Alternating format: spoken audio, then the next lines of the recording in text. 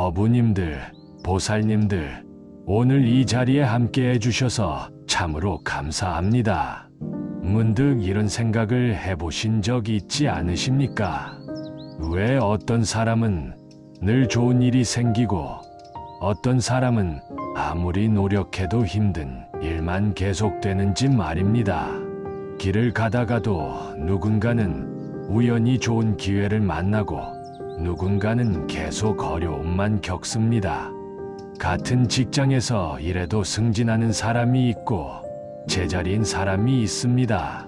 똑같이 노력하는데 결과는 왜 이렇게 다를까요? 혹시 법우님들께서도 이런 경험 있으시지 않습니까? 열심히 살아왔는데 왜 내 삶은 이렇게 힘들기만 한지, 왜 나에게는 좋은 운이 오지 않는지 답답하셨던 적 말입니다.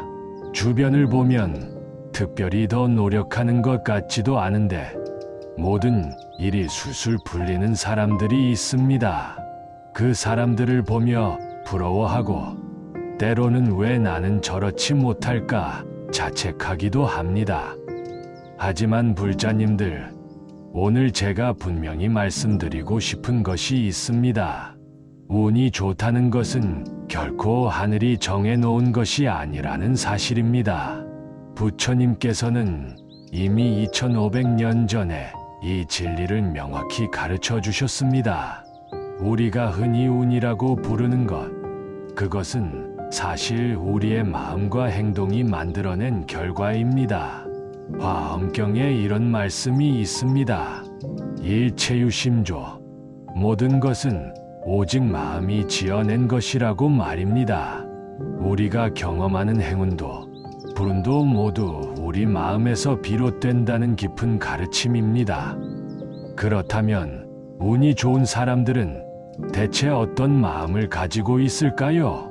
그들은 어떤 특징을 지니고 있기에 좋은 일들이 계속 일어나는 걸까요? 오늘 이 시간 부처님의 가르침을 통해 운이 좋은 사람들이 공통적으로 가진 4가지 특징을 함께 살펴보겠습니다. 이것은 단순한 이론이 아닙니다. 여러분의 삶을 실제로 변화시킬 수 있는 구체적인 수행법입니다. 부처님께서 직접 걸으셨던 길이며 수많은 선사들이 증명해온 진리입니다. 지금부터 제가 말씀드리는 이 4가지를 마음 깊이 새기시고 하나씩 실천해 보시기 바랍니다. 그러면 법우님들의 삶에도 분명히 변화가 일어날 것입니다. 좋은 인연이 찾아오고 막혔던 일들이 풀리며 마음의 평화를 얻게 될 것입니다. 자, 그럼 이제 함께 그 첫 번째 특징부터 살펴보도록 하겠습니다. 첫 번째로 말씀드릴 운이 좋은 사람의 특징은 바로 감사하는 마음을 가진 사람이라는 것입니다. 법우님들, 우리 주변을 한번 돌아보십시오. 운이 좋다고 말하는 사람들의 공통점이 무엇인지 아십니까?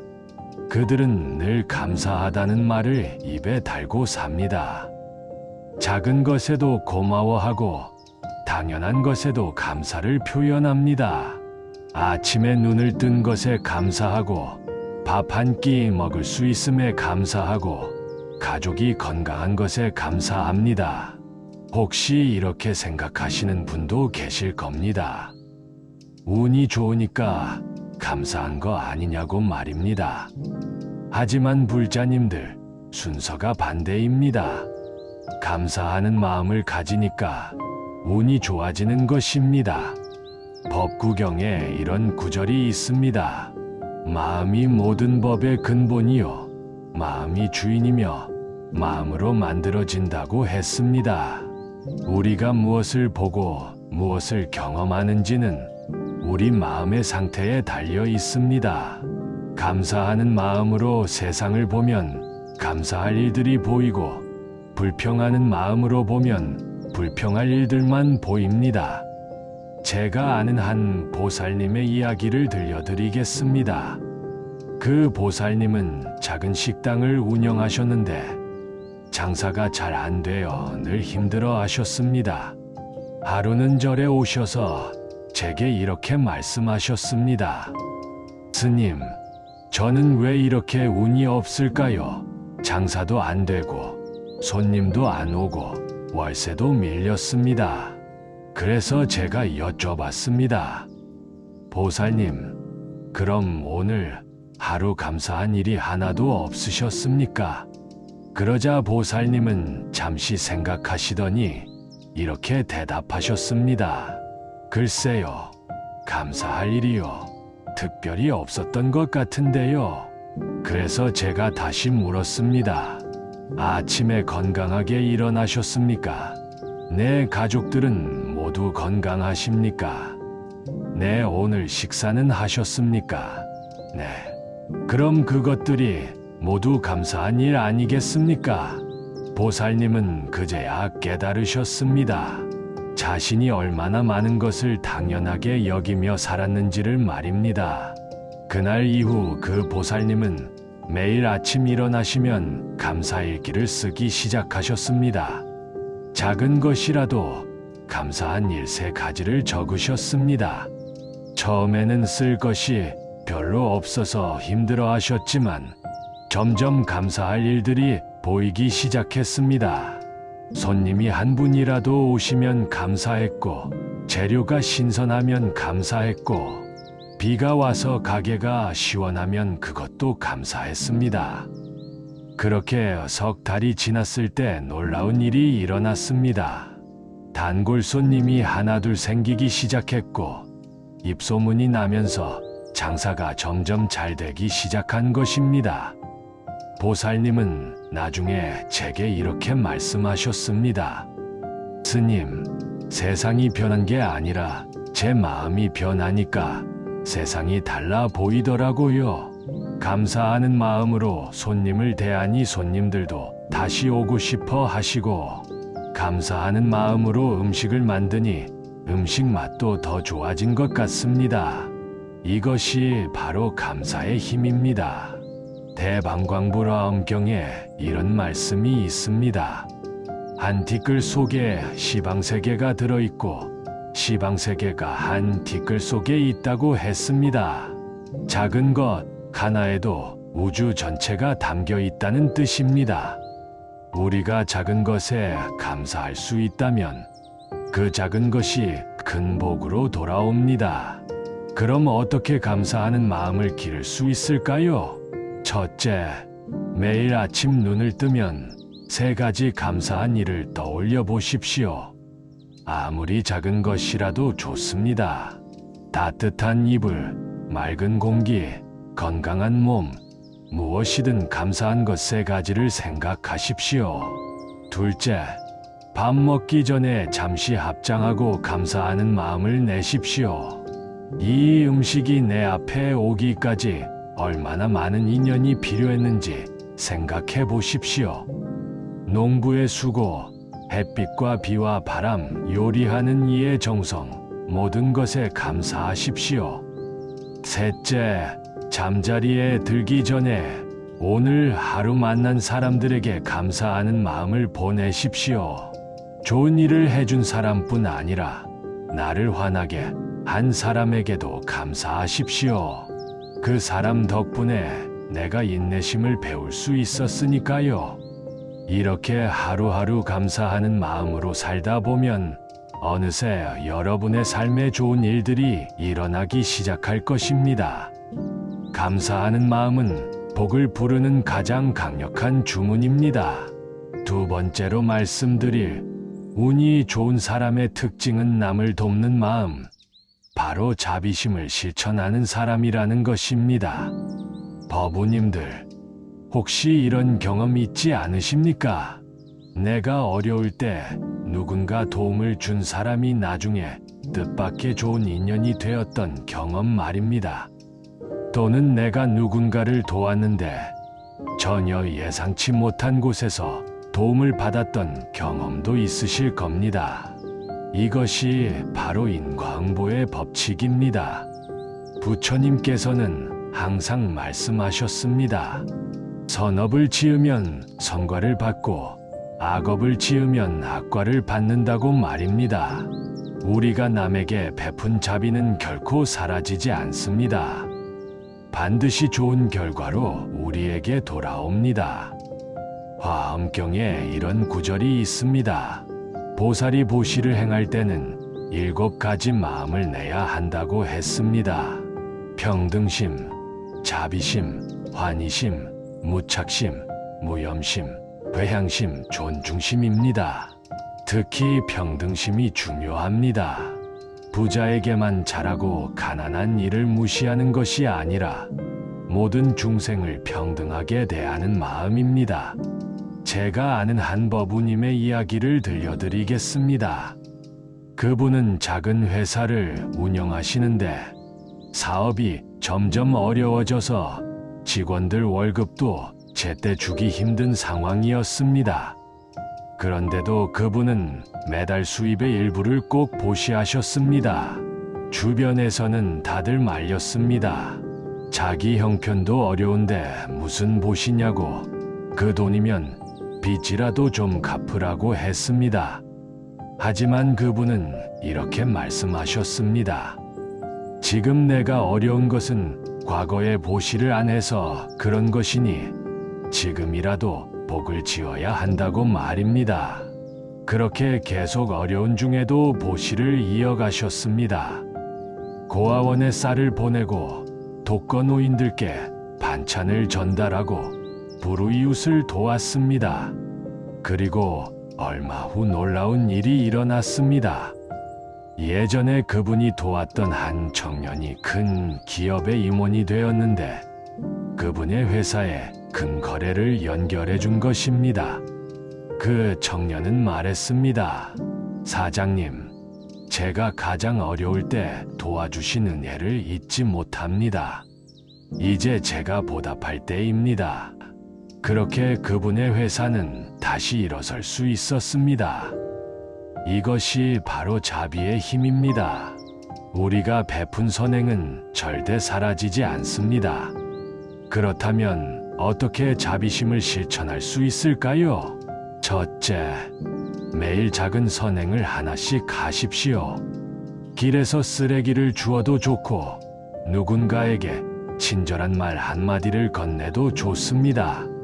엘리베이터에서 문을 잡아주고 무거운 짐을 든 사람을 도와주고 화장실을 깨끗이 쓰는 것도 모두 보시입니다. 둘째, 능력이 되는 만큼 정기적으로 보시하십시오. 돈이 많으면 많이, 적으면 적게, 중요한 것은 꾸준함입니다. 1,000원이라도 좋으니 매달 꼭 어려운 이웃을 위해 쓰십시오. 셋째, 말로 베푸는 보시, 무외시를 하십시오.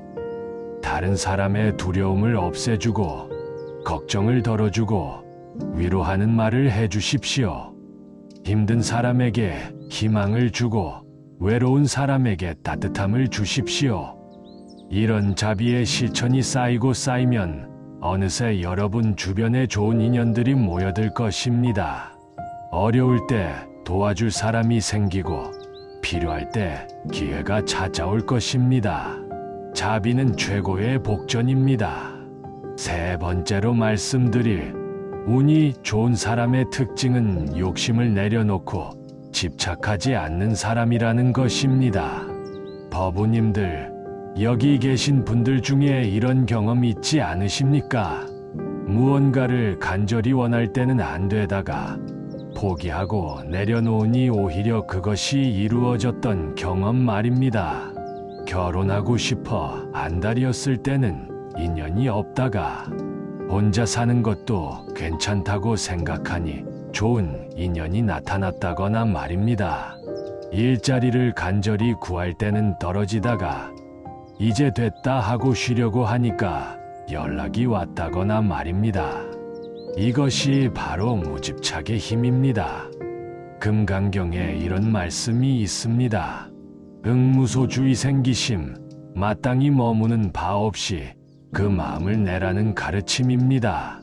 어디에도 집착하지 말고 자유로운 마음을 가지라는 뜻입니다. 우리가 무언가에 집착하면 그것이 오히려 장애가 됩니다. 돈에 집착하면 돈 때문에 괴롭고, 명예에 집착하면 명예 때문에 괴롭고, 사랑에 집착하면 사랑 때문에 괴롭습니다. 집착은 우리를 불행하게 만듭니다. 임재선사의 어록에 이런 말씀이 전해집니다. 부처를 만나면 부처를 죽이고 조사를 만나면 조사를 죽이라. 얼마나 강렬한 표현입니까? 부처님조차도 집착하지 말라는 뜻입니다.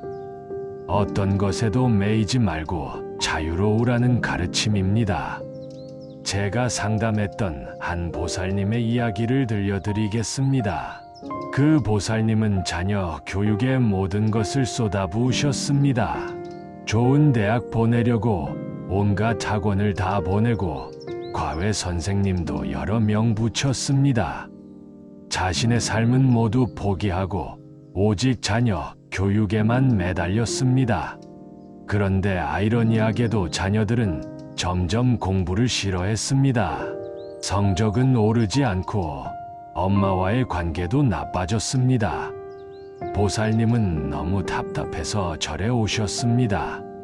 스님, 저는 모든 것을 다 바쳤는데 왜 이럴까요?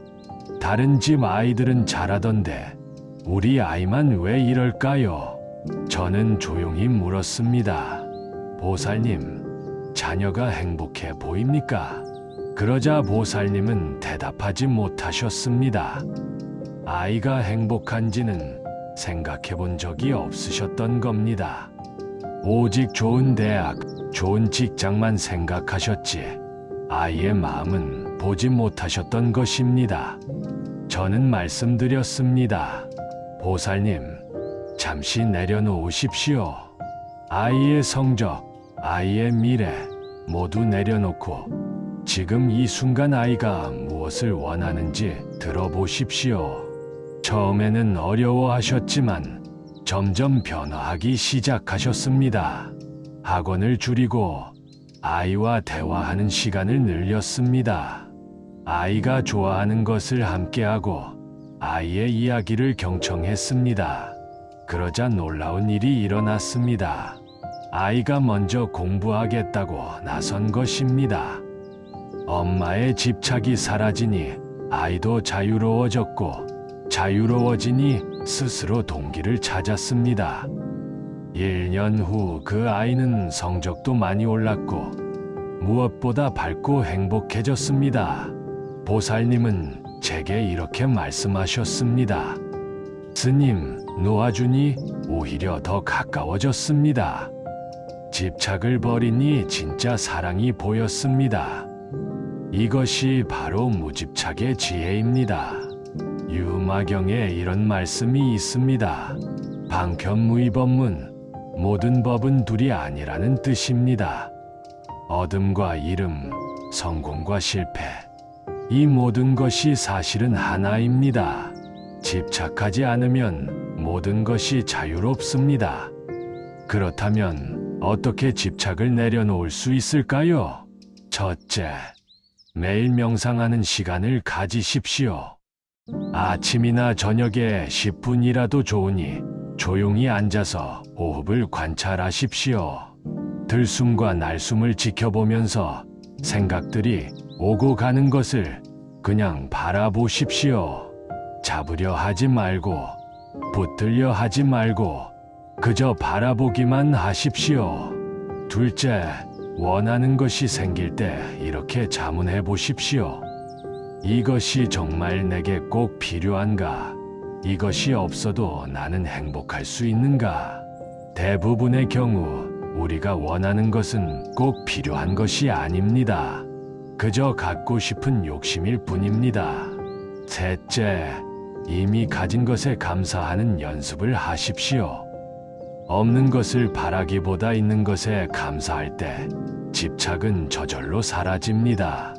내게 이미 주어진 것들이 얼마나 소중한지 깨달을 때 더 이상 다른 것을 갈구하지 않게 됩니다. 이렇게 집착을 내려놓고 살면 마음이 가벼워집니다. 마음이 가벼워지면 운도 가벼워집니다. 무거운 집착을 짊어진 사람에게는 좋은 기회가 오기 힘듭니다. 하지만 가볍고 자유로운 사람에게는 자연스럽게 좋은 일들이 찾아옵니다. 네 번째로 말씀드릴 운이 좋은 사람의 마지막 특징은 지금 이 순간에 충실한 사람, 바로 정념을 실천하는 사람이라는 것입니다. 법우님들, 우리는 얼마나 자주 과거나 미래에 살고 있습니까? 이미 지나간 일을 후회하며 괴로워하고 아직 오지 않은 일을 걱정하며 불안해합니다. 어제 누가 한 말이 자꾸 신경 쓰이고 내일 있을 일이 걱정되어 잠을 이루지 못합니다. 하지만 생각해 보십시오. 과거는 이미 지나갔고 미래는 아직 오지 않았습니다. 우리가 진정으로 살 수 있는 시간은 오직 지금 이 순간뿐입니다. 부처님께서 항상 강조하셨던 것이 바로 이 정념, 지금 이 순간을 깨어있는 마음으로 사는 것입니다. 한 수행자가 백장선사께 물었습니다. 어떤 것이 기이한 일입니까? 백장선사께서 대답하셨습니다. 홀로 앉아있는 것이 기이한 일이니라. 얼마나 평범한 대답입니까? 하지만 이것이 바로 깨달음의 핵심입니다. 지금 이 순간, 여기에 온전히 있는 것, 그것이 가장 기이하고 놀라운 일입니다. 제가 아는 한 법우님은 택시 기사님이십니다. 오랫동안 택시 일을 하시면서 많은 어려움을 겪으셨습니다. 손님들에게 무시당하기도 하고 위험한 일을 당하기도 하셨습니다. 스트레스가 심해서 술을 많이 드시고 건강도 나빠졌습니다. 그러던 어느 날 절에 오셔서 참선을 배우기 시작하셨습니다. 처음에는 앉아있기가 너무 힘들어서 10분도 못 버티셨습니다. 하지만 조금씩 연습하셨습니다. 그리고 참선에서 배운 것을 일상에 적용하기 시작하셨습니다.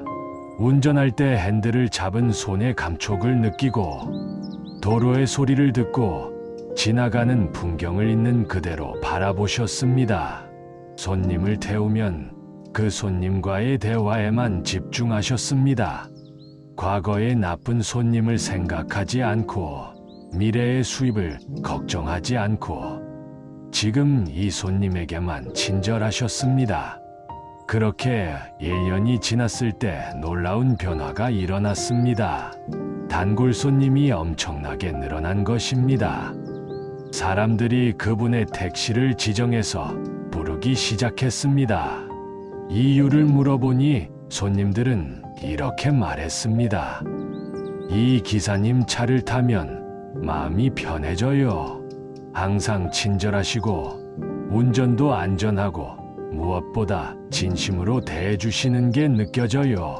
그분은 수입도 크게 늘었고 건강도 좋아졌고 무엇보다 마음이 평화로워졌습니다. 나중에 제게 이렇게 말씀하셨습니다. 스님, 똑같이 택시를 운전하는데 마음이 이렇게 다를 수가 있습니다. 예전에는 하루하루가 고통이었는데 지금은 매 순간이 감사합니다. 이것이 바로 정념의 힘입니다. 지금 이 순간에 깨어 있으면 모든 것이 달라집니다. 대념처경에 이런 말씀이 있습니다. 이것이 고통에서 벗어나는 유일한 길이다. 사념처를 닦는 것이라고 했습니다. 지금 이 순간을 알아차리는 것, 그것이 모든 고통에서 벗어나는 길입니다. 그렇다면 어떻게 지금 이 순간에 머물 수 있을까요? 첫째, 하루에 여러 번 자신의 호흡을 관찰하십시오. 아침에 일어나서 3번, 점심 먹기 전 3번, 저녁 자기 전 3번. 그냥 1분만 멈춰서 숨을 쉬는 것을 느껴보십시오. 숨이 들어오고 나가는 것을 알아차리십시오. 둘째, 무엇을 하든 그 일에만 집중하십시오. 설거지를 할 때는 설거지만 하고 걸을 때는 걷기만 하고 먹을 때는 먹기만 하십시오. 핸드폰을 보거나 다른 생각을 하지 말고 지금 하는 일 자체가 되십시오. 설거지를 하면서 물의 온도를 느끼고 그릇의 감촉을 느끼고 비누 거품의 모양을 보십시오. 셋째, 하루에 한 번은 자연을 관찰하는 시간을 가지십시오. 하늘을 보고 구름을 보고 나무를 보고 새소리를 들으십시오. 자연은 항상 지금 이 순간에 있습니다. 꽃은 내일을 걱정하지 않고 오늘 핍니다. 새는 어제를 후회하지 않고 지금 노래합니다. 자연을 보며 배우십시오. 이렇게 매 순간 깨어있는 삶을 살면 놓치는 기회가 없어집니다. 좋은 인연이 왔을 때 알아보고 좋은 기회가 왔을 때 잡을 수 있습니다. 무엇보다 매 순간이 평화롭고 행복합니다. 그 자체가 가장 큰 행운입니다. 자, 불자님들, 보살님들, 지금까지 운이 좋은 사람의 4가지 특징을 함께 살펴보았습니다. 다시 한번 정리해 보겠습니다. 첫째, 감사하는 마음을 가진 사람입니다. 작은 것에도 고마워하고 당연한 것에도 감사할 줄 아는 사람입니다. 둘째, 남을 돕는 자비심을 실천하는 사람입니다. 베풀 줄 알고 나눌 줄 알고 함께 기뻐할 줄 아는 사람입니다. 셋째, 욕심을 내려놓고 집착하지 않는 사람입니다. 자유로운 마음으로 살며 어디에도 매이지 않는 사람입니다. 넷째, 지금 이 순간에 충실한 사람입니다.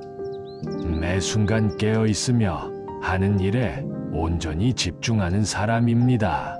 법우님들, 이 4가지는 단순한 이론이 아닙니다. 부처님께서 직접 걸으셨던 길이고 역대 조사 스님들께서 증명하신 진리이며 지금도 수많은 수행자들이 실천하고 있는 구체적인 방법입니다. 여러분도 오늘부터 하나씩 실천해 보시기 바랍니다. 처음에는 어려울 수 있습니다. 익숙하지 않은 것들이니까요. 하지만 포기하지 마십시오. 하루하루 조금씩 노력하다 보면 어느새 습관이 될 것입니다. 습관이 되면 자연스러워지고 자연스러워지면 그것이 바로 여러분의 삶이 됩니다. 그때 여러분은 깨닫게 될 것입니다. 운이 좋아진 것이 아니라 원래 여러분 안에 있던 복이 드러난 것임을 말입니다. 부처님께서 말씀하셨습니다. 일체 중생시 유불성, 모든 중생은 본래 부처의 성품을 가지고 있다고 했습니다. 여러분도 이미 완전한 부처이십니다. 다만 그것을 잊고 살았을 뿐입니다. 오늘 말씀드린 이 4가지 수행을 통해 여러분 안에 부처님을 만나시기 바랍니다. 그리고 그 부처님의 지혜와 자비로 날마다 행복하고 복된 삶을 사시기 바랍니다. 이 영상이 도움이 되셨다면 좋아요 버튼을 눌러주시고 댓글로 여러분의 생각을 나눠주시면 감사하겠습니다. 또한 주변에 이 가르침이 필요한 분들이 계시다면 공유해 주시기 바랍니다. 함께 나누는 것도 큰 보시입니다. 다음 영상에서도 부처님의 지혜로운 가르침으로 여러분을 찾아뵙겠습니다. 오늘 이 법회에 함께 해주신 모든 법우님들, 보살님들께 깊이 감사드립니다. 여러분 모두가 항상 건강하시고 가정의 평화가 가득하시며 하시는 모든 일이 뜻대로 이루어지시기를 간절히 기원합니다. 이 공덕을 온 법계에 회향하여 모든 중생이 함께 행복하기를 발언합니다. 나무아미타불 관세음보살